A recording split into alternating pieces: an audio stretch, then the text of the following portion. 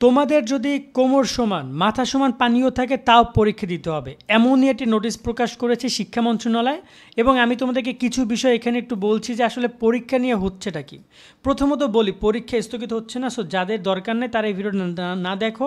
But আমি এখানে কিছু কথা বলবো যারা একমাত্র বন্যা কবলিত শিক্ষার্থী তাদের জন্য। দেখো, যারা বর্তমানে ভালো আছো, ঢাকায় যারা আছো, যারা কিনা সেফ জোনে আছো, তোমাদের টেনশন নাই, তোমরা পরীক্ষা দাও, পড়াশোনা করো।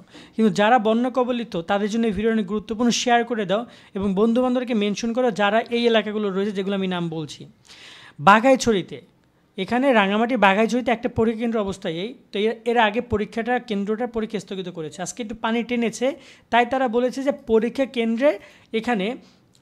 কেন্দ্রে আগে রুটিন অনুযায়ী এসএসসি পরীক্ষা হবে, পরীক্ষা স্থগিত করা আর হচ্ছে না, অর্থাৎ পরীক্ষা স্বাভাবিকভাবে নিতে বলেছে। এখন আমার কথা হচ্ছে এই একটা গেল। আরেকটা ব্যাপার হচ্ছে যে আমরা যদি বলি দিনাজপুর বোর্ডের এখানে একটা নোটিশ প্রকাশ করেছে যে গাইবান্ধার বর্তমানে ফুলছড়িতে অবস্থা খুবই খারাপ, সেখানে কেন্দ্রের রাস্তা, মাঠ, পরীক্ষা কক্ষ প্রবেশ করেছে পানি, তাই পরীক্ষা আমরা নিতে পারবো না। তাই ফুলছড়ি সরকারি কলেজ থেকে আমরা এখানে ভরতখালী সরকারি উচ্চ বিদ্যালয় কেন্দ্র হস্তান্তর করছি। অর্থাৎ ভাই তুমি যা হয়ে যাক তোমাকে পরীক্ষা দিতেই হবে। এই যে গাইবান্ধার অবস্থা, এই যে এখানে ছবিগুলো দেখাচ্ছিলাম, এগুলো সব গাইবান্ধার অবস্থা। মানুষের ঘর বাড়ি ডুবে গেছে, কিন্তু পরীক্ষা তোমাকে যে কোনো মূল্যে দিতে হবে। তা তুমি সাঁতরে যাও না, তুমি ডুবে যাও না, তুমি ভেসে যাও, তোমাকে পরীক্ষা দিতে যেতেই হবে।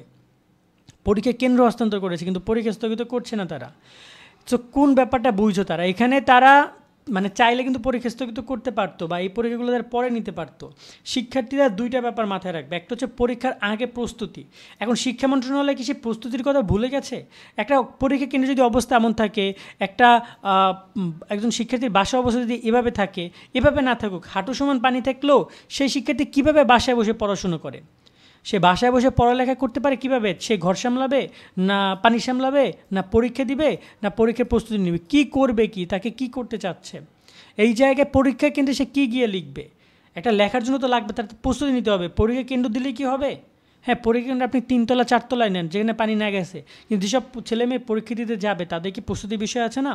সো গাইবান্ধার এই যে সিদ্ধান্তটা, এটা আমাকে হতাশ করেছে এবং এটা দ্বারা এইটাই প্রমাণিত যে তারা যে কোনো মূল্যে তোমাদের পরীক্ষা নিবে, তাদের তোমার গলা সমান পানি থাকলেই হইল, থাকুক না কেন।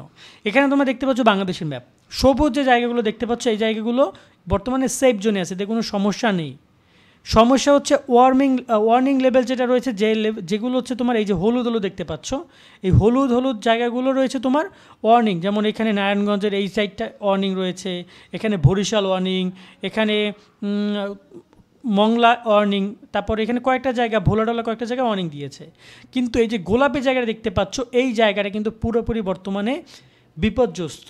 এবং এখানে তোমার আরও একটা জিনিস দেখাচ্ছে যে লাল যেগুলো দেখাচ্ছে সেগুলো আরও ডেঞ্জার জোন। এই যে দেখতে পাচ্ছ উপরে, আমি তোমাকে যদি একটু দেখাই উপরের বিষয়টা, হয়তো বা তোমরা আচ্ছা দেখতে পাচ্ছ না, কিন্তু এই যে দেখো উপরে সারভাইভ ডেঞ্জার, এই যেগুলো রয়েছে এগুলো সব ডেঞ্জার হিসেবে দেখাচ্ছে। এই যে সিলেটের দিকটা, এখানে জামালপুর, তারপর হচ্ছে গাইবান্ধা, তারপর হচ্ছে তোমার এখানে কিশোরগঞ্জ কুড়িগ্রাম, এগুলো সব দেখাচ্ছে ডেঞ্জার। আর এগুলো লেখাচ্ছে সারভাইভ, মানে তুমি বুঝো এখানে কী অবস্থা চলতেছে, যেগুলো লাল জল দেখাচ্ছে। তো এই সব জায়গায় কীভাবে শিক্ষার্থীরা পরীক্ষা দিবে বলো? কীভাবে পরীক্ষা দিবে? এখন শিক্ষা মন্ত্রণালয়ের কাছে আশা আর রাখছেই না কোনোভাবে যে তাদের বন্যা কবলিত শিক্ষার্থীদের কথা তারা ভাববে, এমনটা আর জীবনও কখনো আমার লাইফে আমি দেখি নাই এত বছরে। এইবারে দেখছি যে এমনভাবে মানে জোর করে পরীক্ষা দেওয়াচ্ছে শিক্ষার্থীদেরকে এক প্রকার। সো দেখো, একটা কথাই বলবো, পড়ালেখা তুমি তোমার মতো করে যাও, বাস্তবিক অর্থে পরীক্ষা স্থগিত করবে না, এটা তোমরা শিওর থাকো। আর পড়াশোনাগুলো তোমাদের করে যেতে হবে, তোমাদের জায়গা থেকে পড়াশোনা করে যেতে হবে যতটুকু পারো। আর যদি না পারো তাহলে পরীক্ষা দিও না, ঠিক আছে? যদি একদমই সম্ভব না হয়, আগে নিজের জীবন, তারপর নিজের শরীর, তারপর পরীক্ষা। সামনের বছর বেঁচে থাকলে আবার পরীক্ষা দিতে পারবা। বাট তোমরা এই চিন্তাগুলো করো। আমরা যখনই তোমাদের আন্দোলন বা বিভিন্ন গ্রুপে যখন ভিজিট করি, তখন আমরা দেখি যে কী অবস্থা পুরো দেশের মধ্যে চলতেছে, একটা অস্থিরতা বিরাজ করতেছে। এখন যাই হোক, এটাই বলে রাখলাম যে তোমাদের পরীক্ষা কোনোভাবে মানে স্থগিত হবে না বা চেঞ্জ হবে না, তোমাদের পরীক্ষা দিতেই হবে। হয় একমাত্র শুনতে পারো পরীক্ষার আগের দিন আইসা বা পরীক্ষার দিন সকালবেলা যে পরীক্ষা স্থগিত করছে, এমনটা হইতে পারে, যেটা শিক্ষার্থীদেরকে আরেকটা ভোগান্তি দেয়।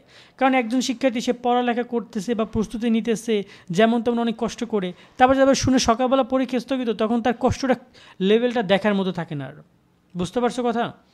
আজকের মতো এখানে বিদায় নিচ্ছি। ভালো থাকো সকলে তোমরা।